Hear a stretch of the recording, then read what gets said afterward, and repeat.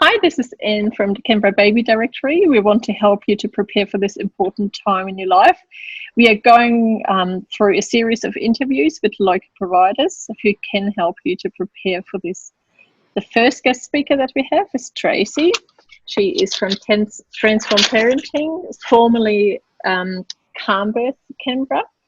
And just to introduce Tracey a little bit, she's a childbirth and parenting educator. She's the founder and director of Transform Parenting Centre. She's also the director of Better Breathing Centre and a hypnotherapist and teacher. Welcome, Tracey. Thanks, Anne. Thanks for having me. Yeah, Tracey, we thought we'd ask you some questions that are coming very naturally to you. And the first question that I would like to start with is around choices when it comes to models of care. So obviously women have a lot of choices in Canberra when choosing the care for their pregnancy. Would you like to talk a little bit about that? Yeah, sure, Anne.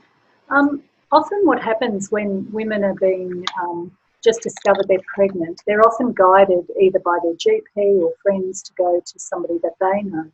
And they often don't realise that what those choices mean in the long term and how it is how they're supported during that time. So I think it's really helpful if people know that there are different models of care that have a very different way of thinking and responding to the challenges of pregnancy and also birth. Yeah, that's a very good topic, I think, to talk about.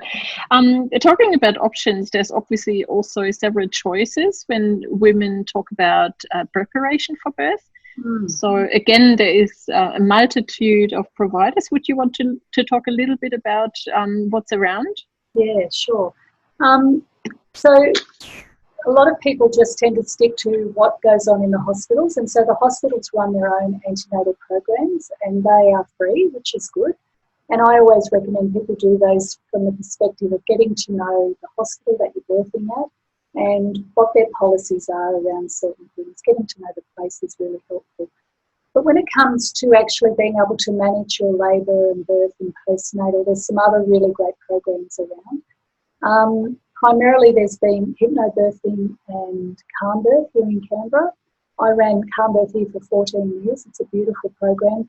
And hypnobirthing and calm birth are very, very similar in that they're based on the understanding of the role of the mind in childbirth, and particularly the subconscious mind.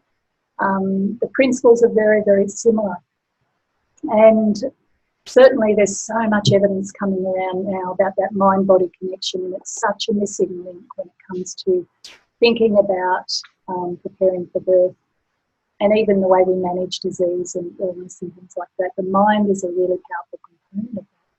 So in the courses that have been developed, and certainly my course, which now I've moved away from calm birth and I run a program called Transform Your Birth, I've continued to bring in those mind-body sciences and really help people to understand how to harness their mind in a really powerful way.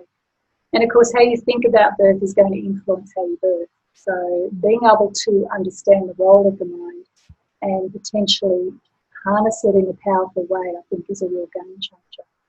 There's other ways to prepare for birth too, and I'm a great advocate of yoga because once again that integrates the mind-body side of things, and the ability to relax and to be able to respond to your labour free of fear is a really important skill to cultivate, and yoga classes can really help to do that.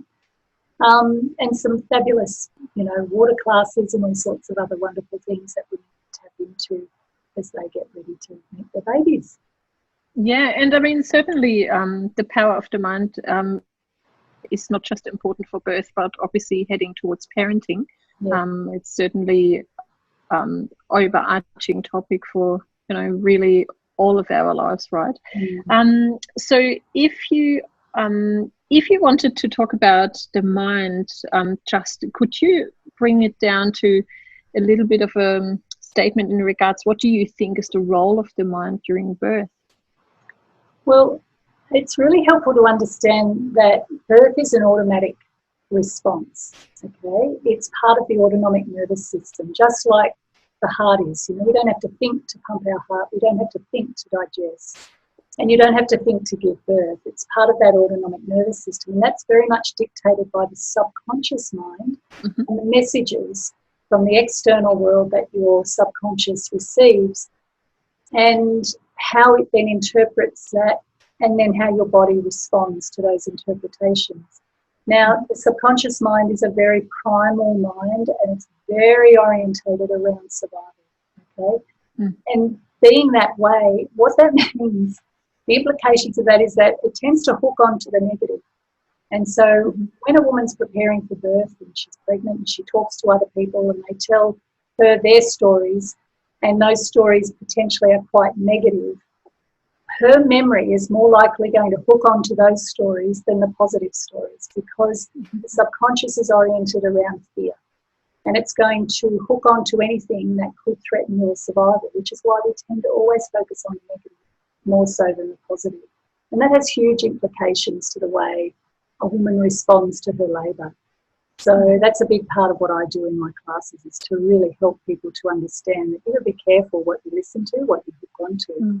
But also, when you have a filter of knowledge and powerful knowledge about how the body works and what you need to do to work with birth, not against it, and using really powerful tools, then that really can help the mind move away from that fear response and more towards being able to relax into birth and work with it.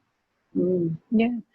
And that would be then useful for no matter how you birth, right? So because we have, obviously birth can be very unpredictable. Yeah. So those skills will obviously be useful no matter what path. I mean, hopefully it can contribute to birth having the bestest outcome for you, but it also would assist you and be kind of a tool that you can use no matter how birth unfolds. Yeah, that is so true, Anne. I think it's really important. You know, when we optimise our physiological response, in other words, when we respond to birth in the way that works with the birth, not against it, that's great. But sometimes we need help, and we need to know how to manage our birth if it gets a little bit tricky, if it gets complicated, if it needs more management.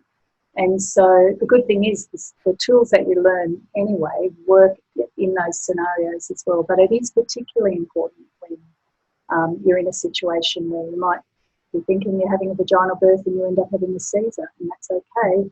But how do we manage that? And so, yeah, the mind plays a huge role in the mystery, in the uncertainty of what lies ahead. Will you need help or not? Yeah, and I really like that idea of that empowering women with that knowledge, you know, not dependent on the outcome, which is a really, really good preparation, you know, possibly the best preparation. So now women always like to have advice. So if I would ask you, what advice would you give to you see it coming. So what advice would you give also to the partner or the birth supporting person? Is there any advice you would like to give somebody? Sure. Well, the first bit of advice I'd give, Anne, is to ignore all the advice, including mine for that matter. You know, the world is a very noisy place for a pregnant woman, and people seem to think it's okay to project their ideas and opinions on what she should or shouldn't do. And the same thing happens when she's got a new baby, actually. In fact, I think it intensifies more when the baby arrives. And it's very hard for a pregnant woman or a new mother to listen to themselves when they've got people in their ear. And this is part of what the journey is in becoming a mother. You need to learn more about reading your baby than perhaps opinions from other people or books or excerpts or anything like that. So one of the advice I give people is to not listen to the advice, but to really find your own way through that. But if I could give one bit of advice to a pregnant woman, I always tell her this: don't tell people your due date, because this idea that it takes 40 weeks to grow a baby, exactly 40 weeks, is a very flawed philosophy. It's not real. It's not based on evidence. In fact, what we know is 95% of babies are born between 37 and 42 weeks. So the magic number of 40 weeks, what that can do is set you up to, one, thinking that you're either preterm or post-term, and if you're post-term or you're overdue, no, you're not, you're still cooking your baby. But it also creates a lot of pressure from the people outside of that woman wanting to know when the baby's going to be born.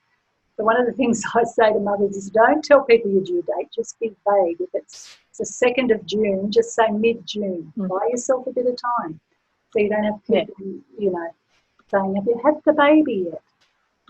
That's one bit of advice. And for partners, I think I love working with partners because so often we allow, you know, they tend to feel like token bystanders, but actually partners are not token bystanders. Partners can have a direct influence on her physiology.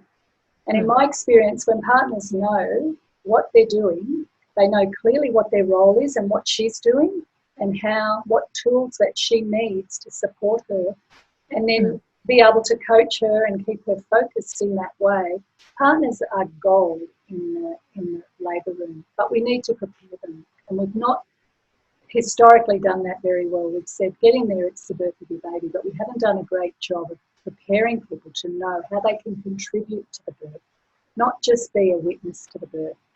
And when mothers in labour know that they've got partners or birth support people that are holding the space for her and dealing with the thinking and the decision making and you know, helping to sort of understand what's going on, then she has the ability to stay in her zone more and go into a different part of her brain and once again continue to work with the birth. So setting, you know, couples up with very clear roles is just such a game changer for that birth.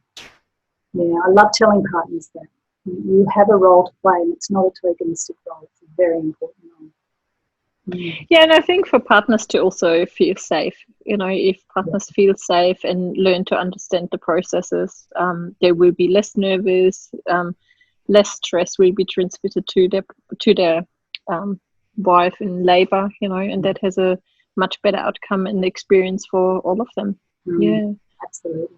Because they're walking through that doorway into parenting together. They've got to parent together, so they might as well birth together. Yeah. Well, that was really such a delight to talk to you. We can obviously tell that you have so much experience, and I think there's a lot of passion and heartfelt emotion going into this. So we hope to speak to you soon in the future again, Tracey. So thank you for your time today. My pleasure. No worries. It's lovely talking to you today. Have a beautiful day. Yeah. Bye, Tracey. See ya.